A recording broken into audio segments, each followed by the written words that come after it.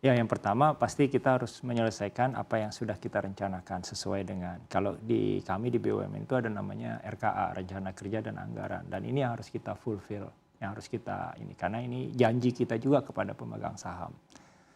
Ya, memang saya melihat bahwa mudah-mudahan sih kita bisa achieve itu gitu kan dengan beberapa hal yang kita telah lakukan. Nah, tapi terlepas dari itu kita juga membawa beberapa metode baru yang mudah-mudahan kita bisa running mulai tahun depan. Dan ini sedang dalam proses. Dengan adanya beberapa metode baru itu ya mudah-mudahan yang tadi misalnya bongkar muat atau dwelling time di jetty atau di pelabuhan itu bisa dipercepat. Baik, lalu untuk proyek logistik sendiri di sektor mana saja Pak yang akan terus digenjot Pak di sisa tahun 2023 ini? Saya masih fokus kepada, artinya kami akan lebih fokus kepada angkutan laut kan, yang sifatnya dry bulk. Nah ini karena potensinya sangat besar dan kita sudah siapkan beberapa alat transportnya yang kita coba cari dan supaya ini lebih efektif dan efisien. Dan mudah-mudahan juga dengan dengan kompetensi yang kita bangun karena memang sebenarnya angkutan laut ini kompetensi baru. Kalau tadi saya sampaikan bahwa kita sebelumnya banyak main di perkebunan dan di pupuk yang notabene itu angkutan darat. Nah, kita coba banyak masuk di sana. Ya memang ada beberapa juga yang kita mainkan untuk import. Itu freight forwarding kita, tapi itu sifatnya memang insidental. Tapi itu cukup signifikan juga buat pendapatan perusahaan.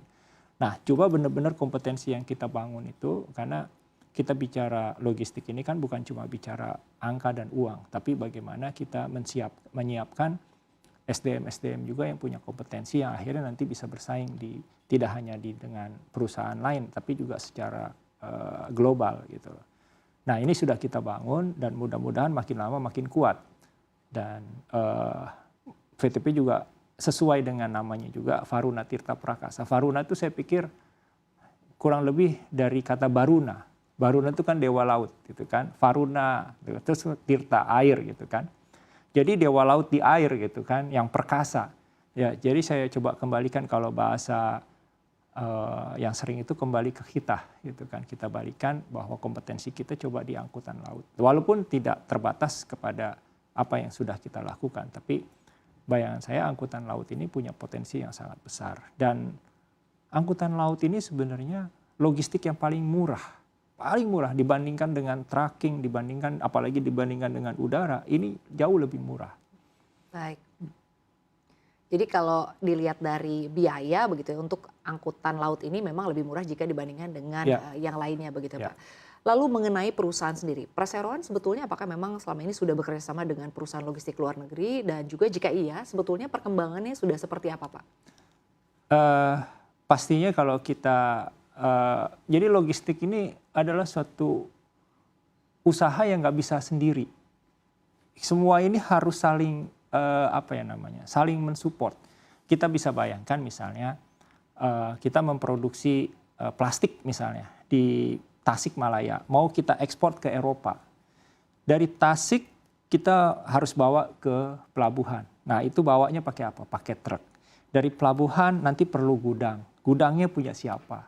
Terus kemudian kita bawa lagi ke Eropa dengan kapal. Sampai sana kita perlu gudang juga. Itu perlu partner juga di sana. Dan kemudian selanjutnya.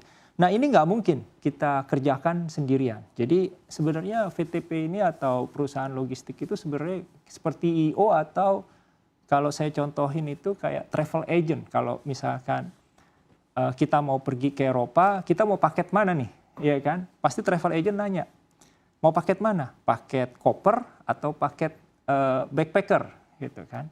Kalau kita pakai backpacker, ya nanti terbangnya pakai low cost, transportnya pakai public transport, hotelnya yang backpackeran gitu. Kalau yang koper kan kita pakai yang full service airline, hotelnya juga paling nggak bintang 4 gitu kan. Jadi ada beberapa pilihan. Ada pilihan. Kita IO-nya aja.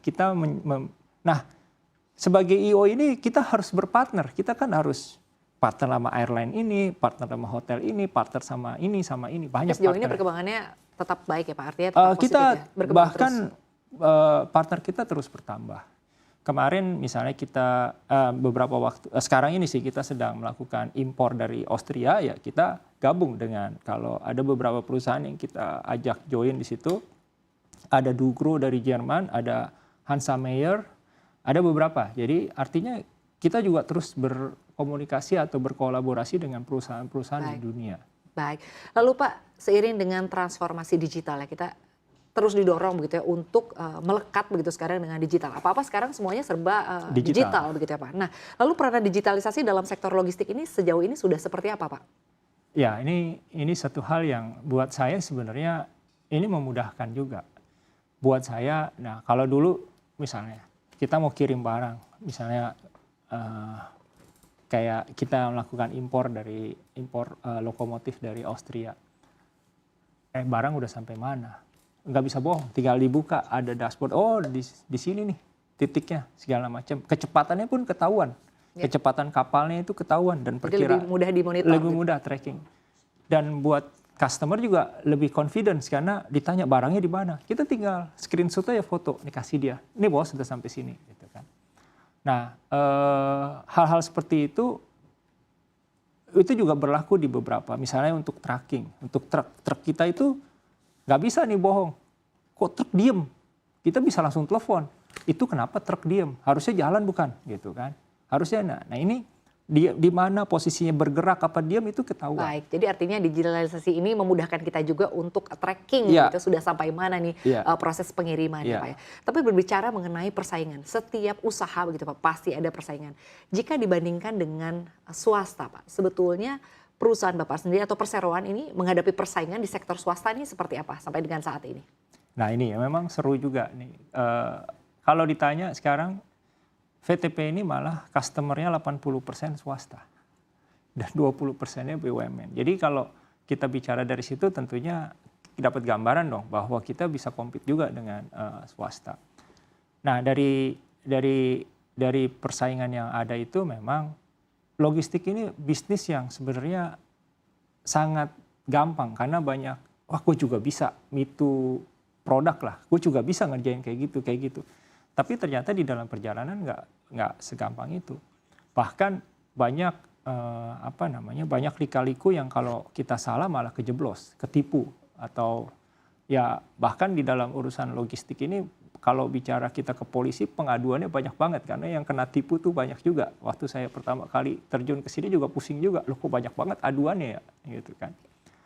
Nah ini adalah kelihatannya gampang tapi tidak segampang itu.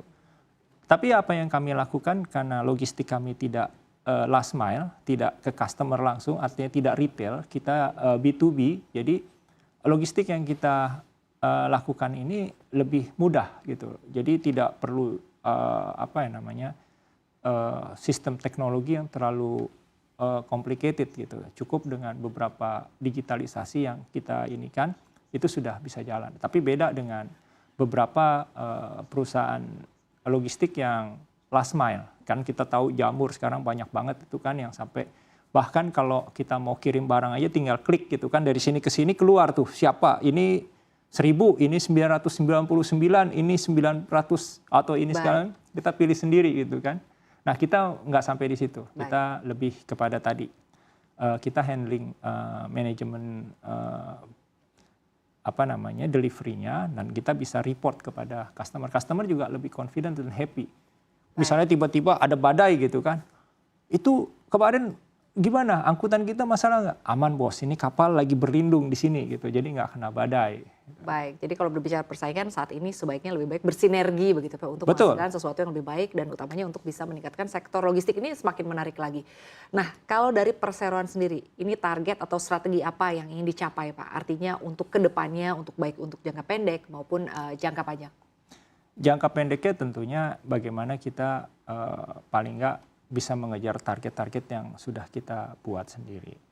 Tapi terlepas dari itu jangka panjangnya saya pikir ya talent development ini penting, terutama kompetensi daripada teman-teman di generasi atau di kader-kader yang ada di VTP ini perlu kita tingkatkan karena bisnis logistik ini bukan bukan hanya bisnis lokal. Kita harus berhadapan tadi apa yang disampaikan mungkin pertanyaannya. Persaingan dari global juga. Jadi dan kita juga jangan jangan sampai takut dengan persaingan global itu. Itu adalah bagian daripada dinamika logistik ini. Dan upaya kita untuk terus mendorong dan juga meningkatkan kualitas kita. Iya, itu dia. Itu paling penting. Jadi kalau kita abai terhadap kompetensi yang kita terhadap bisnis yang kita jalankan, ya udah selesai kita. Baik, kalau mengenai yang beberapa waktu lalu Pak, kita lihat ada Komisi 11 yang mendukung penyertaan modal negara non tunai di tahun 2022 nih Pak, yang akan diberikan kepada 2 badan usaha milik negara, yaitu PT Varuna Tirta Prakasya Persero. Nah, Bapak sendiri melihatnya seperti apa? Dan juga perkembangannya sudah bagaimana nih Pak hingga dengan saat ini?